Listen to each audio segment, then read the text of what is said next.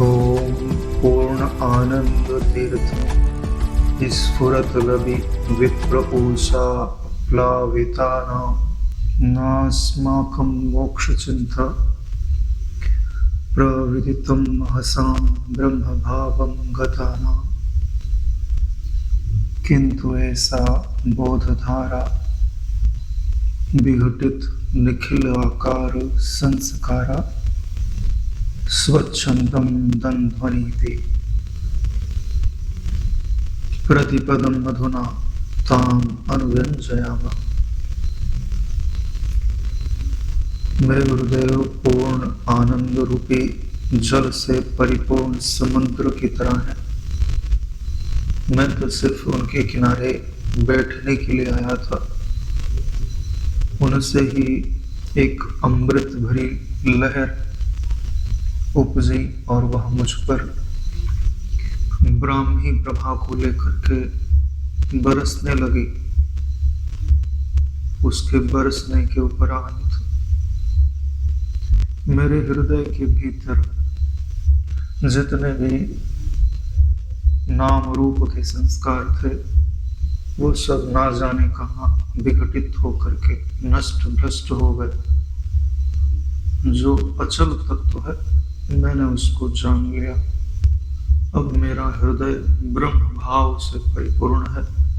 अब मुझे मोक्ष की बिल्कुल चिंता नहीं है।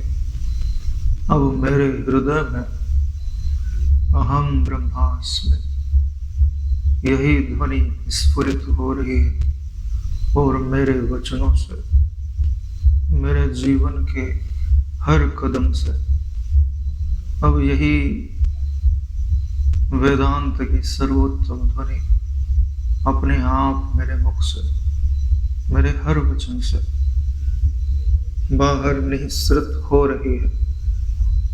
इसे मैं कर नहीं रहा हूं, यह अपने आप हो रही है। जल की धारा, गुरु के ज्ञान रूपी जल की धारा गिरने पर मैं जल ही हो गया। ओम ओम ओम। श्री योग वासिष्ठ महारामायण मुमुक्षु प्रकरण 10 सर्ग। ज्ञान अवतरणम प्रकरणम। इस जीवन में ज्ञान का अवतरण कैसे होता है इस सर्ग के अंतर्गत हम लोग समझेंगे। वशिष्ठ जी ने कहा, सर्वत्र समान रूप से अवस्थित जो व्यापक ब्रह्म की सत्ता है उसे ही नियति कहते हैं। वशिष्ठ जी का कहना है कि हमारे चारों तरफ जो भी खाली स्थान दिखाई देता है उस खाली स्थान को जिस सत्ता ने भर रखा है उसी को ब्रह्म कहते हैं और वही सबकी नियति है। नियति का अर्थ होता है जिसने सबको अस्तित्व प्रदान किया। सबका है पना जिस पर आधारित है वही नियति है, जो सबको नियत करता है, सबको स्थिर करता है। यह ब्रह्म की शाश्वतता ही तो है कि मिथ्याभूत जगत उसकी शाश्वतता का चोला पहनकर व्यक्त होने में समर्थ हो जाता है। यह सत्ता नाम ही ब्रह्म तत्व है। सत्ता का अर्थ होता है होनापना।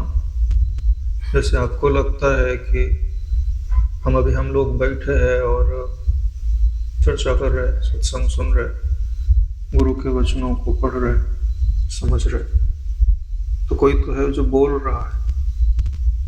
तो जो बोल रहा है तो उसके पीछे है लगा हुआ है।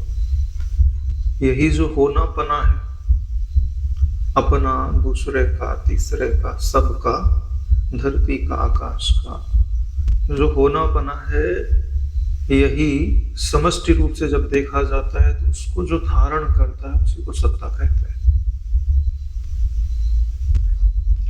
तो सत्ता का नाम ही ब्रह्म तत्व होता है। ब्रह्म शब्द से ही जो व्यापक है, बृहत है, उस तत्व को ब्रह्म शब्द इंगित करता है।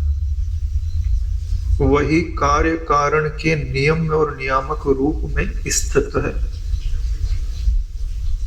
यानी जगत बना है तो बिना कार्य कारण के जगत की जो तारतम्य है उसको समझा नहीं जा सकता।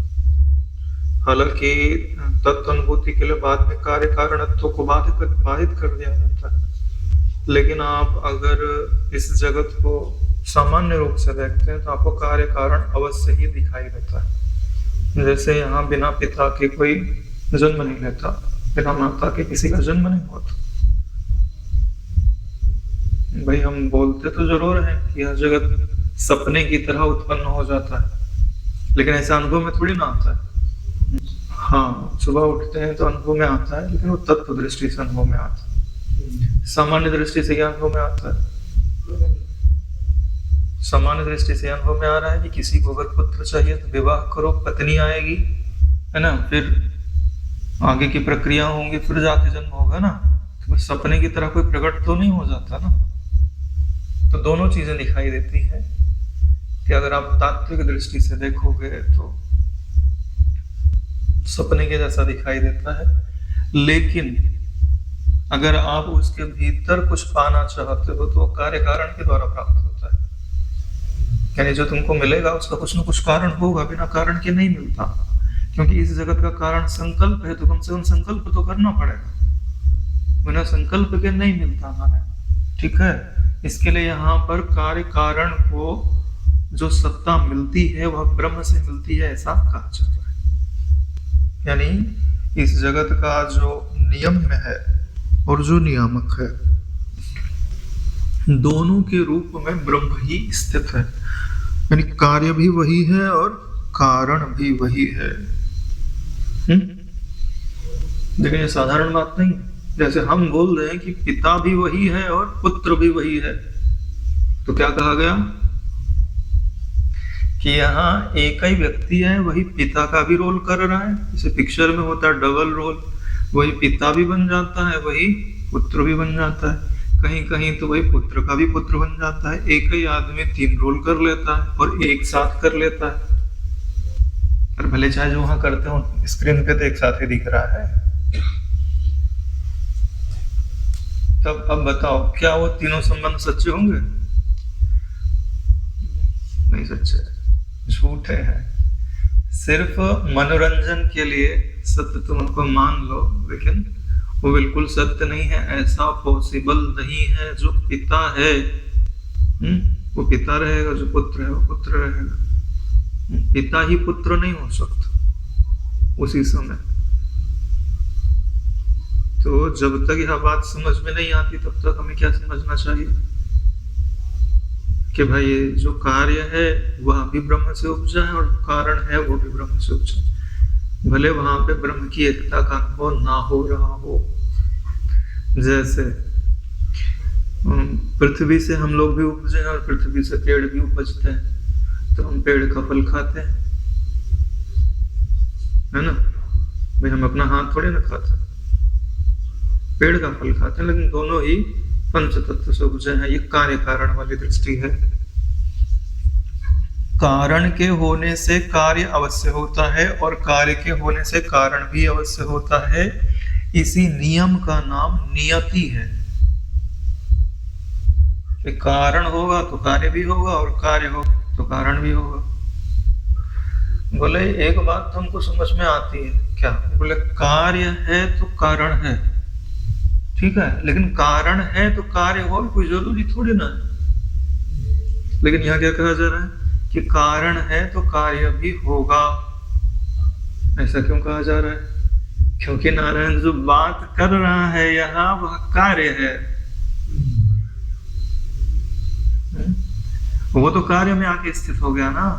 जो अभी हम बात कर रहे हैं, हम तो फिर 5 तत्व कारण हुए, तो उसका कार्य यहाँ आकृति हुई। तो कार्य में तो हम पहले ही आ गए, इसलिए हम कार्य को नकार नहीं सकते। इसलिए हम कहते हैं कि कारण होगा तो कार्य भी होगा। और कार्य होगा तो उसका कुछ ना कुछ कारण तो होगा ही होगा। और इसी का नाम नियति है कि जो कारण से कार्य बना देती है और कार्य से फिर कारण बना देती है। अरे भाई तुम्हारी आकृति उपजी है, एक दिन मिटेगी भी तो सही जाके पंचभूतों में। यही कार्य कारणता आदि की नियामकता है। सर्व अनुकूल ब्रह्म सत्ता रूपी नियति के होने से सत्ता का मित्र जो पौरुष है उसी का आश्रय लेकर चित्त को एकाग्र करे और कल्याण हेतु मैं जो कहूं उसे सुनो। यह जो सत्ता है, ब्रह्म सत्ता है, या जो कार्य को कारण को जीवित रखती है या कारण से कार्य को बनाती है, फिर कार्य को थोड़े समय के लिए चलाती है, फिर कारण में लीन कर देती है, तो उसका मित्र क्या है? बोले पौरुष। अगर पौरुष ना करे तो नहीं होता। ब्रह्मा जी को भी पौरुष करना पड़ता है, विष्णु जी को भी करना पड़ता है, रुद्र को भी करना पड़ता है। वो सतत पौरुष में लगे हुए। सूर्य देवता कितना एक पल के लिए विश्राम नहीं, सतत। पृथ्वी देखो सतत घूम रही है, थोड़ा भी 1 इंच भी इधर से उधर चली जाए तो अपने मार्ग से भटक जाए तो कितने लोग राम नाम सत हो जाए। थोड़ी सी हिल जाती है तो अपन गाड़ी चलाते तो कितना हिलती है, कितना झटके आते, उतना झटके अगर धरती पे लगने लग जाए तो फिर हो गया। तुम्हारे जो बिल्डिंग बना के रखे हैं सब धराशायी हो जाएगा। तो पौरुष है ना उनके भीतर, पुरुषार्थ है।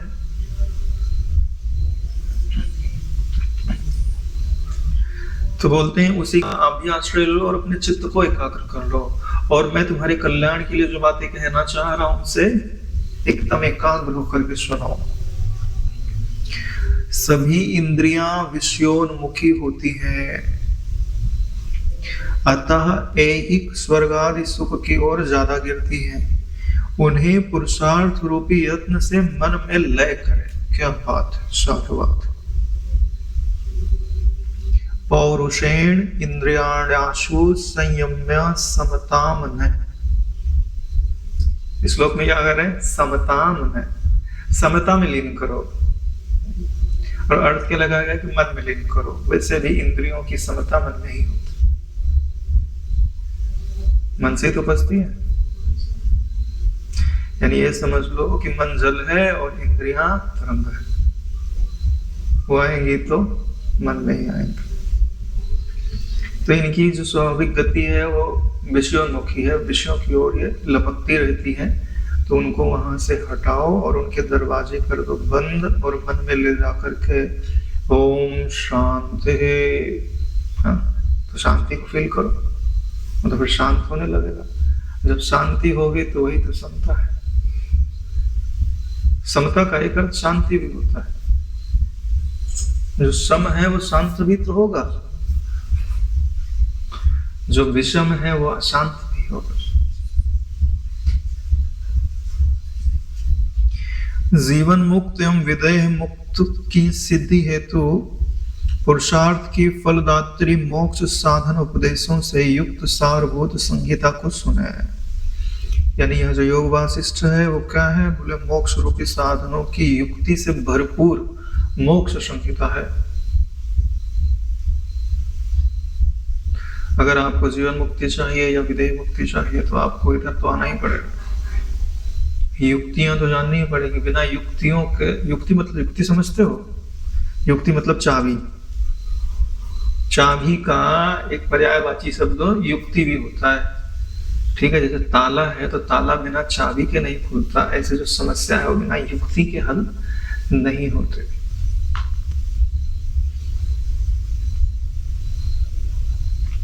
सदैव जगत की वासना का त्याग कर उदात्त बुद्धि से परिपूर्ण शम एवं संतोष ग्रहण कर कर्म कांड एवं पाशना कांड की श्रुतियों के अर्थ का विचार कर एवं विषय वासना से शून्य कर मन को आत्मा में लगावे।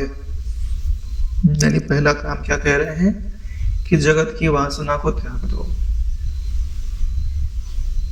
यानी जिस समय तुम ब्रह्म तत्व का अनुभव करने के लिए बैठ रहे हो, घंटा 2 घंटा 3 घंटा निकाल रहे हो, उस समय अपने आप को क्या बोलो, मुझे जगत की कोई भी वस्तु नहीं चाहिए, कम से कम 3 घंटे तो नहीं चाहिए, उसके बाद देख लेंगे। यानी 3 घंटे के लिए सब पे फुल स्टॉप लगा दो। 3 घंटे के लिए ना मैं किसी का पुत्र, ना मेरा कोई पुत्र, ना मेरी कोई पति, ना कोई पत्नी, सारे संबंध उठा के फुल स्टॉप करते भाई। मैं समझ लो अभी अभी जन्मा हूं, मैं ब्रह्मा जी का मानस पुत्र हूँ और भी ब्रह्मा जी ने संकल्प किया और मैं जन्म गया। इस धरती में मेरा किसी से कोई रिलेशन नहीं है, और 3 घंटे तक भूख प्यास भी तो नहीं लगेगी, तो प्राणों से भी कोई रिलेशन नहीं है। तो मतलब 3 घंटे के लिए तो नकार ही सकते हो ना। 3 घंटे में अपने वास्तविक स्वरूप को पहचानने की कोशिश करो।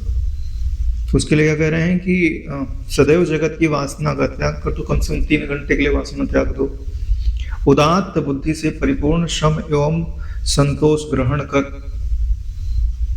यानी अब उसके बाद करना क्या है कि भाई इंद्रियों को नियमित करके शांत कर लो, दरवाजे बंद कर दो और मन को शांत करने का प्रयास करो। कर्म कांड और उपासना कांड की श्रुतियों के अर्थ का विचार कर। कर्म कांड की श्रुतियों का विचार करके अंतःकरण को शुद्ध कर लिया जाता है, और उपासना कांड की श्रुतियों को स्वीकार करके एकाग्र कर दिया जाता है, वासना को शुद्ध कर दिया जाता है। वासना की शुद्धि के लिए उपासना है, और कर्म की शुद्धि के लिए कर्म कांड का विचार है। यानी कर्म शुद्ध कर लिया और मन शुद्ध कर लिया, तो 2 चीज शुद्ध हो गई। इसके लिए कर्म कांड की श्रुतियां हैं और फिर उपासना कांड की श्रुतियां हैं। फिर विषय वासना से शून्य कर मन को आत्मा में लगाओ। यहां मन को आत्मा में लगाने का सिर्फ इतना ही अर्थ है कि मन को शांत करे, क्योंकि यहाँ मोक्ष संहिता जो बात बताई जा रही है वो तो आगे बताई जाएगी। यहाँ 2 चीजें आपको बता दी गई है, कर्म की शुद्धि और वासना की शुद्धि। कर्मकांड की जो श्रुतियां हैं, कैसे कर्म करना चाहिए, ऐसे नहीं करना चाहिए, उससे कर्म शुद्ध हो जाता है। उपासना कांड की जो श्रुतियां हैं वो बताते हैं कि परमात्मा का ध्यान करो, उनसे प्रेम करो, उनकी भावना करो, जो दिखता है परमात्मा है। तो उससे क्या होता है कि हमारी जो वासनाएं हैं सो शुद्ध हो जाता है। आगे वशिष्ठ जी कहते हैं कि हे राम जी, विषयों के सुख दुख आदि का क्षय करने वाला महान आनंद का हेतु यह जो मोक्ष का उपाय है उसे मैं कहता हूं। क्या बात! सुख दुख क्षय करम महा आनंद एक कारणम। महान आनंद का केवल एक कारण, मोक्ष उपायम इमं राम वक्ष्यमाणम मया शृणु। यहाँ भी वक्ष्यमाण बोला जा रहा है। जो बात मैं कह रहा हूँ मेरे हृदय की अनुभव की बात है, वक्ष्यमाण है। यानी ऐसी बात जो हृदय से निकले और हृदय को लगे। बात समझ में आ रही? जो हृदय से निकले और जा करके सीधा हृदय पे ही लगे। गुरुजनों के वचन तो ऐसे ही होते हैं ना, हृदय से निकल रहे, अनुभव वाले वचन। और फिर तुम्हारी अहमता ममता को चीर करके वहां जाके लगते हैं जहां या तो अनुभव दे देते हैं या तो टीस तो जिंदगी भर बनी रहती है। काश कर लिया होता तो मुक्त हो गया होता।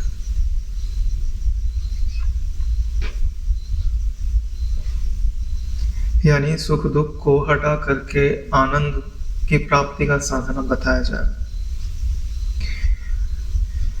उसे मैं कहता हूं सुने। सभी ज्ञानियों के साथ इस मोक्ष कथा का श्रवण कर अविनाशी एवं दुख शून्य परम पद प्राप्त कर लोगे। इमाम मोक्ष कथाम श्रुत्वा सह सर्वैः विवेक भी। यह एक इशारा और कर रहा है कि यह जो कथा है वह विवेकियों के साथ बैठ करके श्रवण करो, मूर्खों के साथ बैठ के श्रवण मत करो, नहीं तो तुम्हारा जो विवेक है ना उसको भी हर लेंगे। इसका एक और अर्थ होता है, अकेले बैठ के क्यों ना सुन लिया जाए, मूर्ख और विवेकियों की बातें क्यों की जाए, तो यहाँ इसका एक अर्थ ये होता है कि विवेकी के साथ बैठ के सुनोगे तो विवेकी से चर्चा भी करोगे ना। साथ सुनने का अर्थ तो यही होता है कि जो तुम मनन करते हो, जो तुम पढ़ते हो, समझते हो, किसी दूसरे को बताना भी चाहिए, आज हमने ये मनन किया, आज हमने ये एक श्लोक पक्का किया। वो जो एक श्लोक पक्का नहीं करता ना, वो बुद्धि का तालसी है। क्या है? बुद्धि का तालसी। उसकी बुद्धि का विकास होने में बहुत टाइम लगे, चाहे आपको बुरा ही लगे। भाई भगवान कृष्ण ने बोला इतना ना कर सके तो श्लोक का आधा चरण, नहीं तो चौथा ही चरण, कम से कम इतना तो कर ही लेना चाहिए। भले वो अगले दिन भूल जाओ, इसकी गारंटी नहीं ले रहा हूं मैं। एक दिन याद रहना चाहिए। कितना? एक दिन, खाली एक दिन। अगले दिन अगला श्लोक, पिछला श्लोक भूल जाओ, कोई दिक्कत ही नहीं है। इससे बुद्धि में वजन नहीं पड़ता। बुद्धि पे वजन कब पड़ता है? जब वो श्लोक याद रखना पड़ता है। हम आपको याद रखने के लिए कहीं नहीं रहे, हम तो सिर्फ आपकी स्मृति को केवल एक दिन के लिए बढ़ाना चाह रहे। उससे क्या है, बुद्धि बिजी रहेगी और उसके हाथ में भी है, वजन बढ़ ही नहीं रहा है ना, कल का कल छूट गया। अभी हम बोले कि तुम 100 श्लोक याद कर लो और उसको याद रखो तो भार है, ठीक है। आज श्लोक दिया, शाम तक 8-10 बार दोहरा दिया तो आ ही जाता है स्मृति में, और फिर अगले दिन भूले जाना। करना क्या है? तो बुद्धि को परिश्रम देना चाहिए। कम से कम गुरु गीता का ही कर लो। हम कहाँ बोल रहे हैं कि तुम श्वेता स्वर उपनिषद उठाओ, उसका करो, ब्रह्म सूत्र करो, गुरु गीता ही कर लो, उतना ही काफी। सरल भी है, लेकिन एक श्लोक याद करने का प्रयास करना चाहिए। भले अर्थ ना आवे, अर्थ भले रट लो, संस्कृत नहीं आती तो, लेकिन इससे क्या होगा कि आपकी बुद्धि को यह समझ में आएगा कि मुझे रोज करना पड़ता है, तो अपनी जिम्मेदारी समझेगी।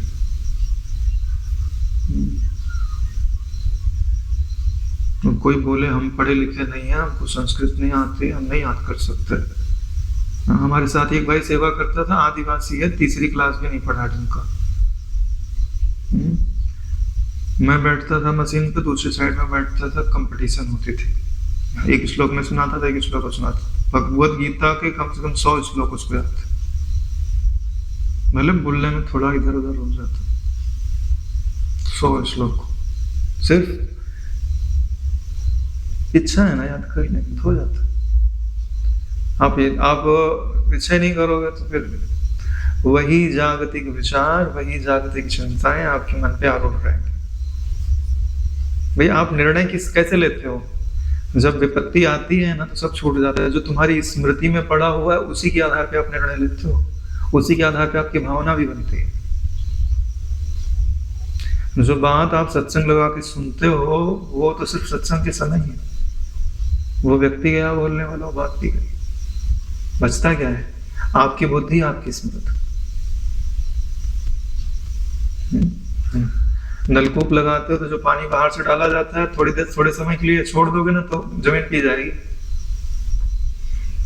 वो निकलेगा थोड़ी। निकलेगा तो वही जो तुम्हारे भीतर से आएगा। सच्चाई तो यही है, नारायण मानो चाहे मत मानो।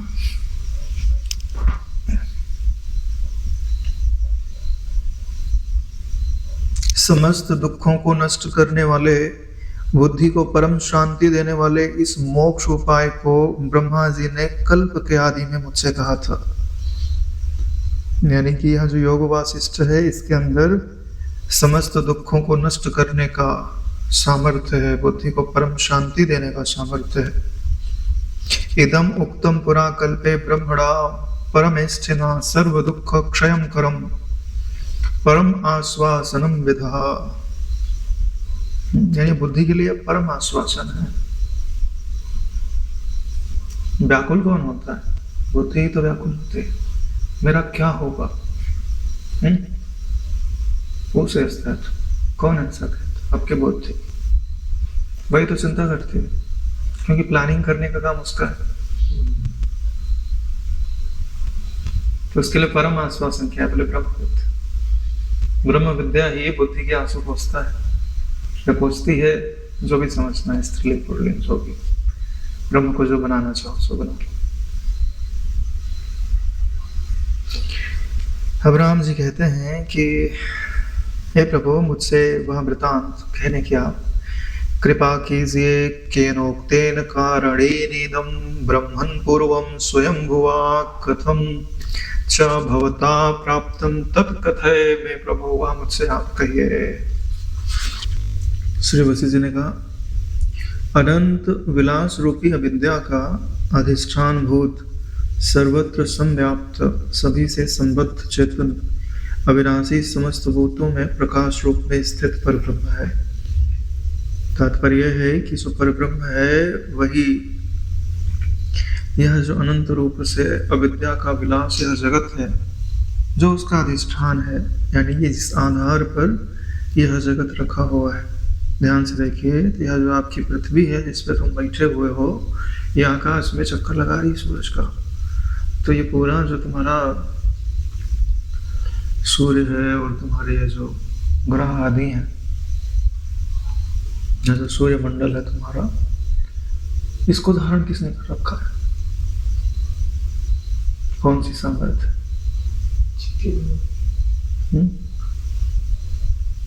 चिति ने धारण कर रखा है।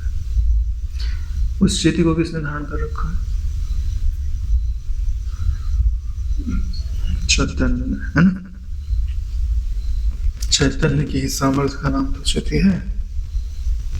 तो कुल मिला के इन सबको ब्रह्म ने धारण कर रखा है, या ब्रह्म आकाश ने धारण कर रखा है। वही तो सब जगह संव्याप्त है, वही अविनाशी है और वही सबको धारण भी करता है, वही सबको प्रकाशित भी करता है। माया एवं उसके कार्यों के सक्रिय होने पर निर्विकार उस परमात्मा से विष्णु ऐसे उत्पन्न हुए जैसे समुद्र की जलराशि से चंचल तरंग उत्पन्न होती है। अब वही जो शांत ब्रह्माकाश है, उसमें से भगवान विष्णु उत्पन्न हुए, ऐसा योग वशिष्ठ कह रहे। क्या वशिष्ठ जी कह रहे? स्पंद आस्पंद समाकारो तत्तो विष्णु अजायत। स्पंद मान रसापुरात तरंगा सागरात, जैसे सागर से तरंग उत्पन्न होती है, ऐसे ही ब्रह्माकाश में एक लहर उपजी और उसी का नाम विष्णु हो गया। उस विष्णु के हृदय कमल जिसकी सुमेरु कर्णिका है, दिशाएं दल हैं, तारागण के समूह केसर हैं, ऐसे उस कमल से परमेष्ठी ब्रह्मा जी का उद्भव हुआ। यानी विष्णु जी का नाभि कमल, उस नाभि कमल की उपमा किसी दी गई है कि वही कमल जो है ना, वो सीमित तो नहीं है, बहुत ही बड़ा है। ठीक है, उसकी उपमा किसी दी जा रही कि जिसका सुमेरु कर्णिका है, जिसपे वो डंठल नहीं होती, जिसपे कमल होता है, वो जो डंठल है जहां से पंखुड़ियां निकलती हैं, वो क्या बोले? सुमेरु। इसके लिए सुमेरु को इस जगत का धुरी भी कहा जाता है, कि जिस पर ये पूरा जगत टिका हुआ है। दिशाएं जो है वो कमल के दल है, जो दिशाएं है ना इधर उधर, यानी जो फैला हुआ जगह है वही। तारागण जो है उसमें जो ऊपर दिखाई देते हैं वो उसी कमल के केसर है, कण है छोटे छोटे। उपमा दी गई है व्यापक करने के लिए आपकी बुद्धि को, और उसमें ही परमेष्ठी ब्रह्मा जी का उद्भव हुआ। समझ लो, ब्रह्मा जी का उद्भव मतलब समझ लो, ब्रह्मा जी है मतलब मन का उद्भव हुआ। हिरण्यगर्भ का जन्म, समष्टिगत जो मन है उसी का नाम ब्रह्मा। जैसे मन विभिन्न विकल्पों की सृजना करता है, वैसे ही वेद एवं वेदार्थ के महाज्ञाता ब्रह्मा जी ने देवों और मुनि गणों के समूहों के साथ सभी जीवों की सृष्टि की। यानी जैसे मन कल्पना करता है, कुछ का कुछ बना लेता है, ऐसे ही ब्रह्मा जी ने सबकी रचना की, चाहे मुनि हो, चाहे ऋषि हो, चाहे देवता हो। इस जम्बू द्वीप के एक भाग इस भारतवर्ष में ब्रह्मा जी ने लाभ हानि से दुखी, जन्म मृत्युशील, मानसिक एवं कायिक व्याधियों से परेशान विभिन्न जीवों की रचना की। यानी सारा दोष ब्रह्मा जी का है। हाँ? कायिक वाचिक मानसिक है ना दुखों से पीड़ित जीवों की रचना की। वो चाहते तो निर्दुख जीव भी बना सकते थे। देखो नारायण, कोई खेल खेला जाता है ना तो पहले कोई वस्तु छीन ली जाएगी या ढक दी जाएगी, फिर उसको खोजा जाएगा, तभी तो खेल चलेगा, नहीं तो कैसे चलेगा। आंख मिसोले इसी तो फिर भाई हम छुप जाएंगे, तुम खोजना, या कोई वस्तु छुपा के आ जाएंगे, भाई तुम जाओ खोज के लाओ वस्तु कहाँ रखी है। इस जगत के प्राणियों के दुखों को देखकर संपूर्ण जगत के सृष्टिकर्ता ब्रह्मा जी ऐसे करुणा पूरित हुए जैसे पुत्र के दुख को देखकर पिता दुखी होता है। ये तो बड़े आश्चर्य की बात है, पहले खुद दुखी प्राणी बना दिए और फिर उनके दुख को देख करके स्वयं दुखी हो रहे हैं। इसका मतलब समझ रहे हो, ब्रह्मा जी ने बनाया नहीं है, उनसे बन गए, क्योंकि बनाना चाहते तो बेचारे दुखी क्यों बनाते। यहाँ ब्रह्मा जी सिर्फ निमित्त हैं, बनाने वाला तो कोई और है।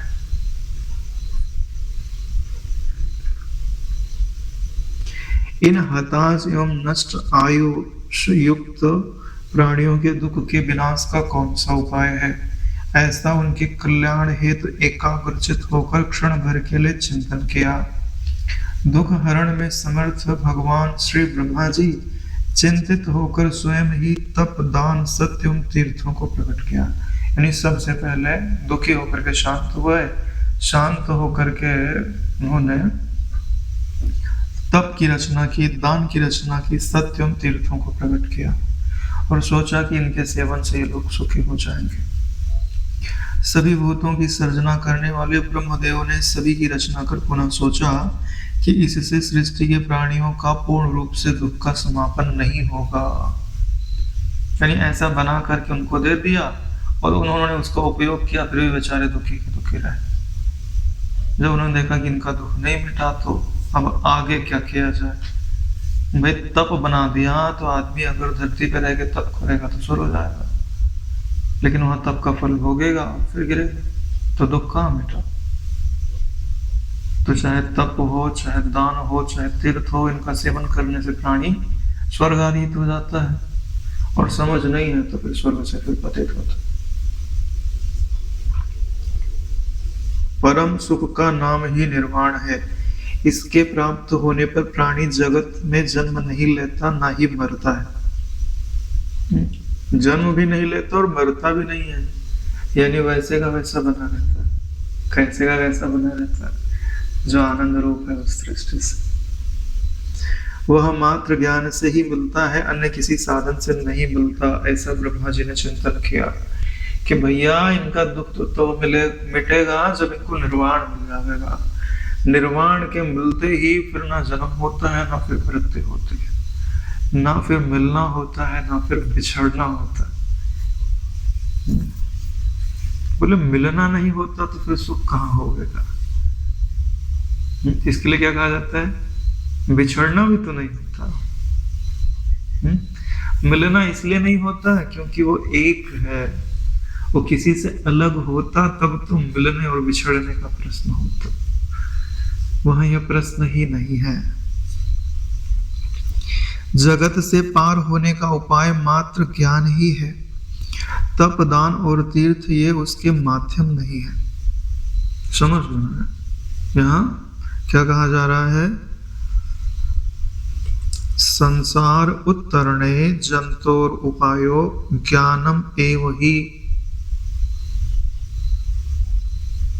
फिर से पढ़ देता हूं, संसार उत्तरणे जंतोर उपायो ज्ञानम एव ही। ज्ञान के बिना और कोई उपाय नहीं है। कह तो रहे हैं यहाँ पे, हम तुम्हारी मर्जी, ज्ञान पाओ मत पाओ। आगे क्या कहते हैं, तपोदानम तथा तीर्थम अनुपाया प्रकृतिता। मेरे संतों ने कैसे कहा है कि चाहे तीर्थ हो, चाहे दान हो, चाहे तप हो, ये मोक्ष के उपाय नहीं है, मोक्ष के साधन है।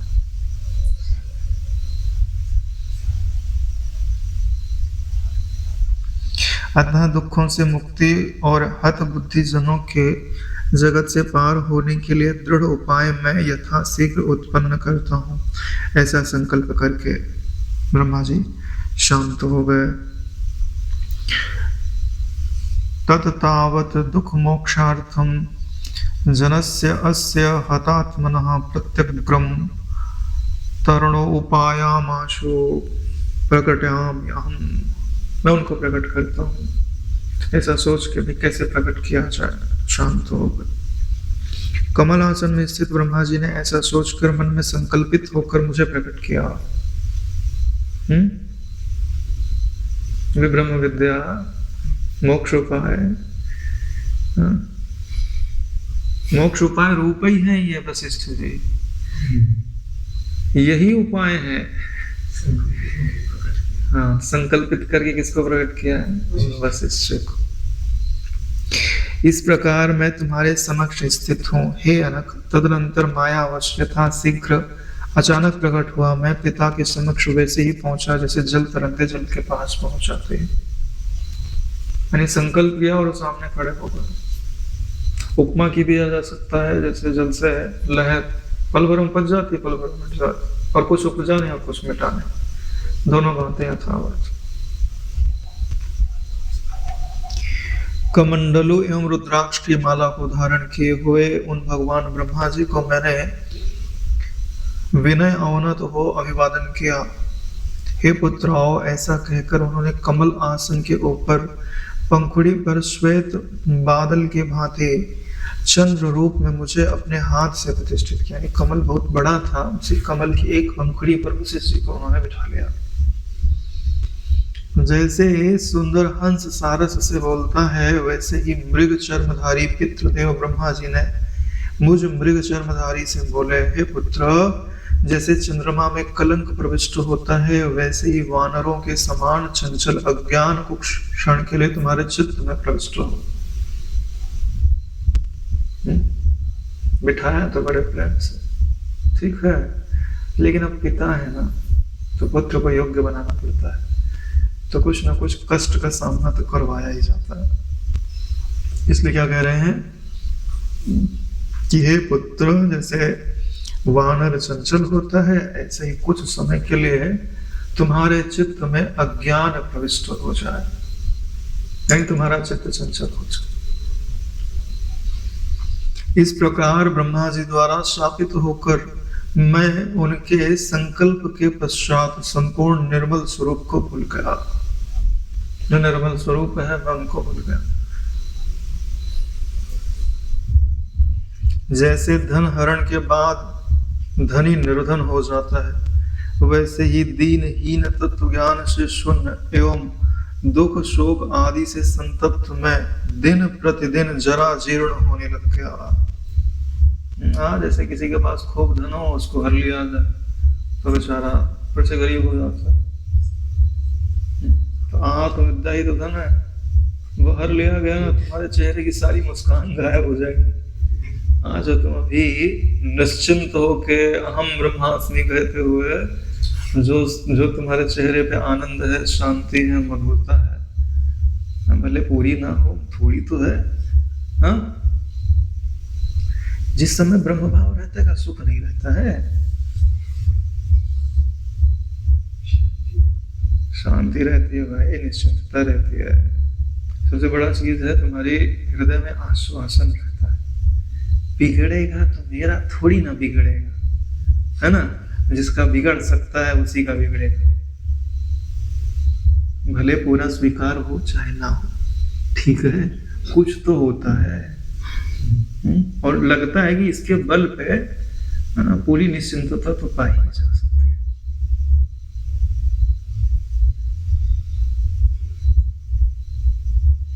हाँ, तो भैया आत्मविद्या के चले जाने के कारण अब शरीर तो है, तो कुछ ना कुछ परेशानी तो आएगी। हाँ, तो जो सुख था, जो आनंद था, वो सब जरा जीर्ण होने लग गया।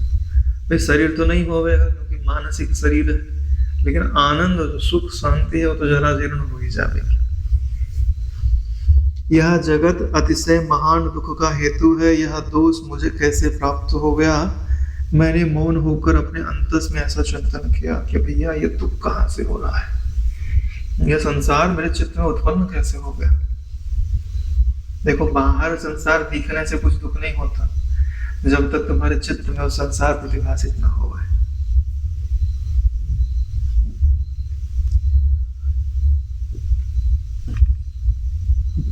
तदनंतर पितृदेव ब्रह्मा जी ने पूछा कि हे पुत्र, तुम दुखी क्यों हो?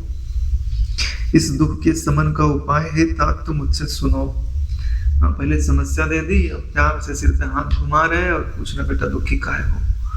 ठीक है, अब तुम दुख का उपाय मुझसे ले लो।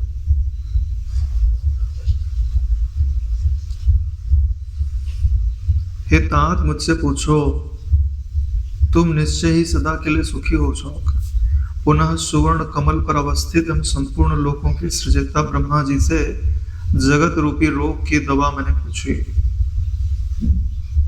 पहले दी नहीं होना, पहले पूछो, क्योंकि ये चीज ऐसे ही दी जाती है, बिना मांगे थोड़ी मिलती है। हाँ, कभी कभी मेरे को बहुत खुशी होती, कोई बोलता है बोले आकाश भाई रुको कुछ पूछना है, तो हृदय बहुत प्रसन्न हो जाता है। कुछ पूछेगा ब्रह्म तत्व की, आत्म तत्व की बात। कई बार लोग आकर के फिर वही हाँ, पूरा जो सुख बना हुआ था पूरा बिखर जाता है। मैंने बोला यार था तेरे, हाँ, यानी इनको सिर्फ जगत ही दिखाई देता है, जगत का प्रकाशक बिल्कुल ही दिखाई नहीं देता। ऐसे मन को धिक्कार, ऐसे बुद्धि।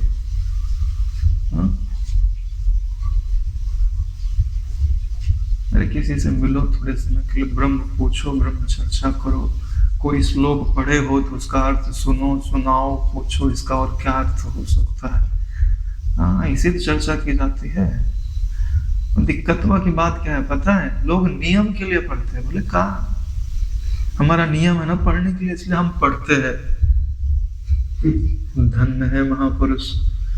ठीक है, हे नाथ, यहाँ दुखमय जगत प्राणी को कैसे मिला, इसका समन कैसे होगा?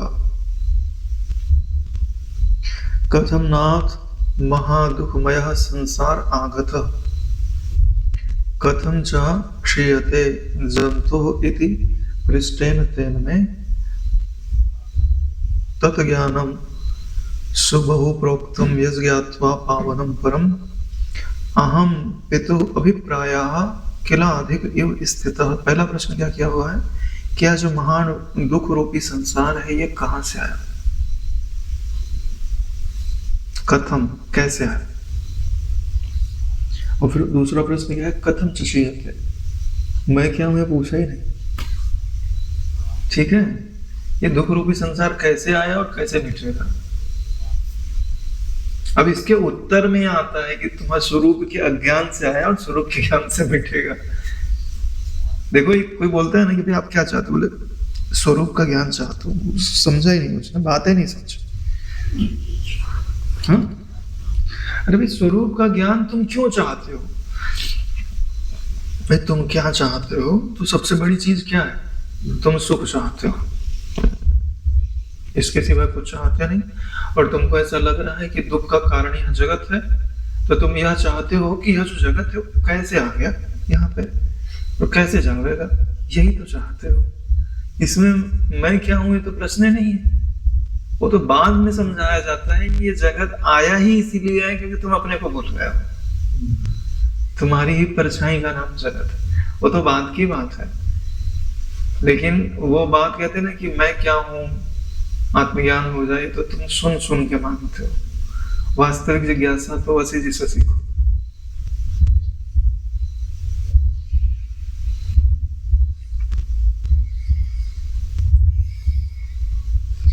ऐसा मेरे द्वारा पूछे जाने पर उन्होंने मुझे उस परम पावन विपुल ज्ञान का वर्णन किया जिसे जानकर मैं पिता के उत्कृष्ट तत्व ज्ञान की भांति निर्मल परिपूर्ण स्वभाव वाला हो गया। अब इन्होंने ब्रह्मा जी ने क्या उपदेश दिया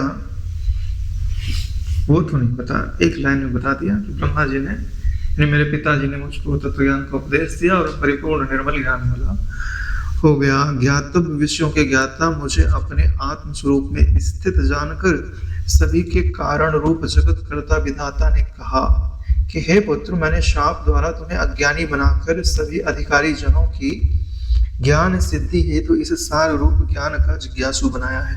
यानी शाप के द्वारा मैंने तुम्हें यह बताए कि भैया अज्ञानी होने पर कैसे दुख का अनुभव होता है, क्योंकि जब तक तुमको दुख का अनुभव नहीं होगा तब तक दुख के उपाय की महत्ता का भी बोध नहीं होगा। इसीलिए तो बोलते हैं कि जो डॉक्टर तुम्हारा इलाज कर रहा है, अगर उसको कभी वह रोग हुआ हो तब तो वो बहुत बढ़िया से तुम्हारा इलाज कर देगा, क्योंकि उसे पता होगा कि इसमें दुख कैसा होता है। सच्चाई तो यही है, अपने शास्त्रों में तो यही कहा जाता है कि जिस रोग को झेल करके कोई स्वस्थ हो गया, उस रोग के संबंध में उससे बढ़िया डॉक्टर दूसरा नहीं हो सकता। क्योंकि जो दूसरे डॉक्टरों पढ़ पढ़ के इलाज करते हैं, अगर उससे अनुभव की बात पूछी जाए तो जरूर बताएगा कि हाँ ऐसे ऐसे मैंने किया था, ऐसे ऐसे फायदा हुआ था, और इतने दिन में मुझे फायदा दिखना चालू हो गया था। उसको अनुभव है ना एक एक चीज का कि कैसे क्या होता है। और जो डॉक्टर होते हैं ना, वो भी उन्हीं से सीखते हैं। ऐसा मत समझो कि वो पढ़ने से सीखते हैं, पढ़ने वढ़ने से वो नहीं सीखता है। हाँ, पढ़ने से जानकारी मिल जाती है, वो सब प्रैक्टिस करते करते सीखते हैं। जैसे कोई फोड़ा है, उसका इलाज करना है, ठीक है, पड़तुलिया या मेडिसिन दी जाती है, ऐसे ऐसे किया जाता है, ठीक है। जब पहली बार वो उसका इलाज करेगा तो भी सोचेगा यार इतने दिन में ठीक हो जाना चाहिए, नहीं हो रहा है, तो क्या कारण है, ये क्या खा रहा है, क्या पी रहा है, ठीक से लगा रहा है कि नहीं कर रहा है, ठीक से सफाई हो रही कि नहीं हो रही, कौन सी दवा यूज की जा रही है। तब वो धीरे धीरे उसको पता चलता है कि हाँ अब ठीक होना चालू हो गया है, क्योंकि उसके लक्षण अब देख रहा है। तो वो भी तो मरीज से ही सीखता है भाई। यह बात तो ठीक है, लेकिन कभी कभी शिष्य से गुरु भी सीखता है, केवल गुरुजनों से शिष्य ही नहीं सीखता। भाई अपनी अविद्या तो मिटा ली, लेकिन अब दूसरे की अविद्या मिटानी है तो उसमें भी एक्सपीरियंस होना पड़ता है भाई। क्यों? क्योंकि गुरु जी के अंतःकरण मान लो काम क्रोध लोभ वो रहे ही नहीं, हो ना के बराबर रहे, तो उन्होंने फटाक से आत्मविद्या पा ली। अब जिसके चित्त में खूब काम क्रोध आदि है, हाँ, तो अब उसको उपाय बताएंगे, असर कर रहा है कि नहीं कर रहा, दूसरा उपाय बताना पड़ेगा, तीसरा बताना पड़ेगा, सीखना पड़ता है ना। वहां पे भी वैद्य की तरह ही तो है। जैसे सुवर्ण चिरकाल तक मलिनता के कारण सुवर्ण से अलग भाषित होने लगता है और पुनः शोधित होने से पूर्ववत शुद्ध हो जाता है, वैसे ही अब तुम उत्कृष्ट ज्ञान को पाकर मेरे सदृश होकर आत्मवत हो गए, यानी मेरे समान हो गए हो। हे साधो, इस क्षण तुम लोक अनुग्रह हेतु भूलोक में जम्बूद्वीप के मध्य भारतवर्ष के लिए प्रस्थान करो। चलो भाई, इसीलिए तो पुत्रों को जन्म दिया जाता है, जाओ सेवा करो। आत्मविद्या के लिए, आत्मविद्या के प्रचार के लिए वशिष्ठ जी का जन्म हुआ। सिर्फ वशिष्ठ जी का नहीं, 7 ऋषियों का जन्म हुआ। 70 ऋषि जो है पूरे आत्मविद्या के प्रचार के लिए ही बनाया गया था। हे पुत्र, वहां पर महाप्रज्ञा से तुम कर्मकांड में तत्पर लोगों को क्रमशः कर्मकांड के माध्यम से ही उपदेश देना। जो कर्मकांड के अधिकारी उनको ज्ञान मत देना, कर्मकांड के अधिकारी को कर्मकांड का उपदेश देना। जो विचारशील विरक्त एवं अतीन्द्रिय तत्व के ग्रहण में समर्थ हो, उन्हें आनंददायी ज्ञान मार्गी उपदेश प्रदान करना। हाँ, जो विरक्त है, जिनकी बुद्धि प्रखर है, विचारशील है, अतीन्द्रिय तत्व के ग्रहण में समर्थ, सबको तत्व ज्ञान दे दोगे तो सभी मुक्त हो जाएंगे, संसार कौन चलाएगा। हे राघव, इस तरह से पिता ब्रह्मा जी द्वारा नियुक्त मैं इस लोक में जब तक सतपात्र जन रहेंगे तब तक बना रहूंगा। साधुवाद, प्रणाम है।